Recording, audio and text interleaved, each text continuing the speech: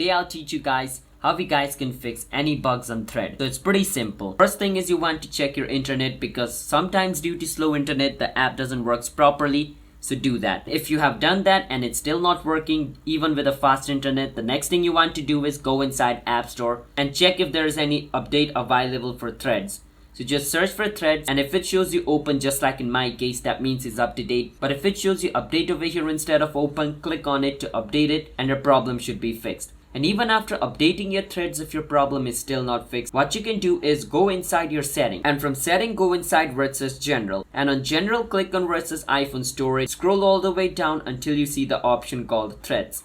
Once you see it, click on Threads and then click on offload app. Click on offload. What that's going to do is that's going to clear Threads cache from your device. Now click on reinstall app and your Threads will start to reinstall. Now you can open your Threads after it's reinstalled and it should fix your problem. If it's still not fixed, what you can do is delete your Threads app and reinstall Thread app again. If you do that, then all the setting of your Threads will be restored into the basic default setting and your problem should be fixed. These are the methods you guys can follow to fix any bugs on Thread. If you guys have some more problems related to Threads, you can check out our channel How to Guide for more videos related to Threads. I will see you guys in my next video. Bye bye until then, and have a nice day.